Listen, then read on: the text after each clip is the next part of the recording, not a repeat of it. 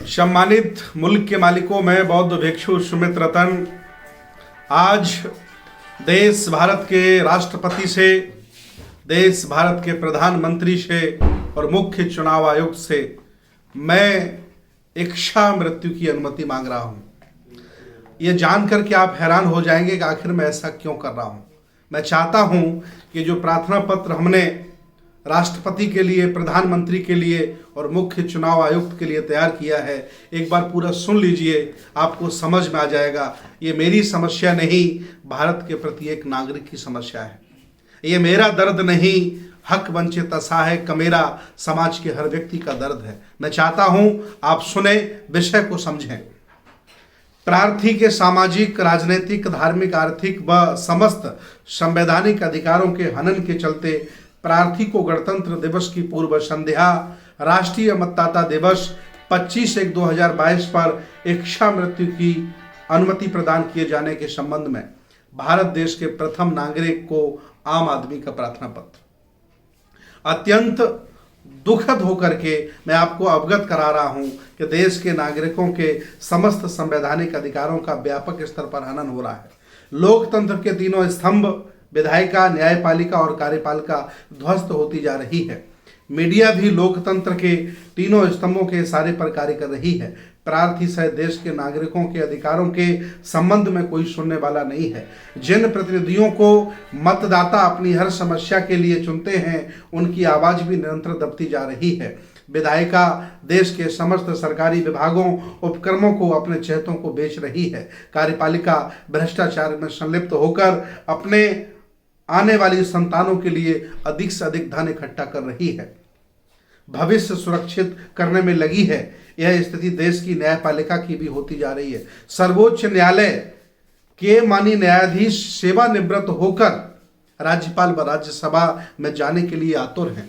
विचार करिए, वो भी धन जुटा करके देश से भागने का उपक्रम कर रहे हैं। मैं आपको बता दूं, सैकड़ों लोग भारत की संपत्ति को लेकर के विदेश में भाग गए। भारत के राष्ट्रपति ने, प्रधानमंत्री ने उनको बचाने का, उनको वापस बुलाने का, रोकने का कोई प्रयास नहीं किया। इतना ही नहीं, देश भारत में ईवीएम से चुनाव हो रहे हैं। पूरी दुनिया में जो विकसित देश है वहां बैन है। पूरी दुनिया चिल्ला रही है कि मैं वोट डालूंगा, मेरा वोट जहां मैं डालना चाहता हूं वहां पहुंचेगा या नहीं पहुंचेगा, इसकी कोई गारंटी नहीं है। इस पर भी कोई काम नहीं हो रहा है। अतः मैं बहुत दुखी हूं, मैं बहुत चिंतित हूं। मुद्दे मेरे बहुत हैं जिन्हें सुन करके आपकी आंखों में आंसू आ जाएंगे।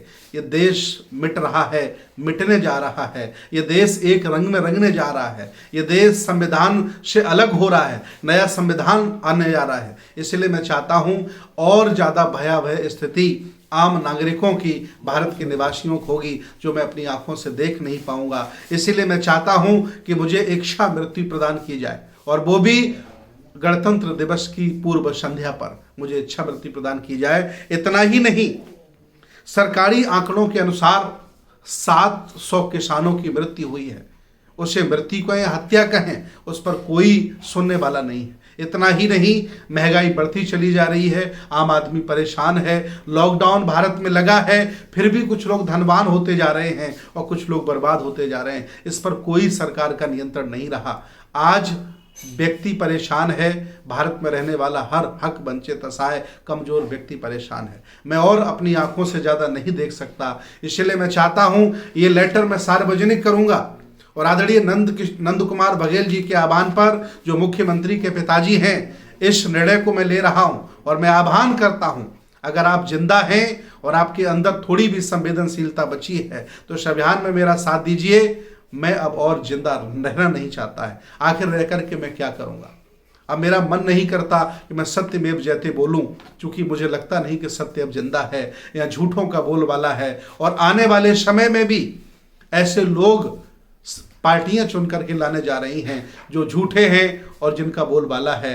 आम आदमी, अच्छा आदमी, ईमानदार आदमी अब लोकसभा में, राज्यसभा में और विधानसभा में मुझे नहीं लगता कि जा पाएगा। इतना ज़्यादा चुनाव में पैसा हावी हो गया है। मनमानी तरीके से लोग सब करते चले जा रहे हैं, लोकतंत्र का ह्रास हो रहा है, संविधान मिट रहा है, निजीकरण से देश बर्बाद हो रहा है। मैं अब और नहीं देख सकता। इसलिए मैं चाहता हूं कि मुझे देश के राष्ट्रपति इच्छा मृत्यु प्रदान करने की अनुमति करें। मैं ये पत्र अपने संगठन ट्रस्ट के माध्यम से राष्ट्रपति को, प्रधानमंत्री को, चुनाव आयोग को भेज रहा हूं और मैं चाहता हूं कि मेरी इच्छा पूरी की जाए। और इस अभियान में अगर आप जिंदा हैं, जागरूक हैं, तो आप भी इस तरह का कार्य करने का प्रयास करें ताकि भारत बच सके, लोकतंत्र बच सके और ये पुरखों की विरासत बचाई जा सके। बहुत बहुत साधुवाद, बहुत बहुत मंगल कामनाएं।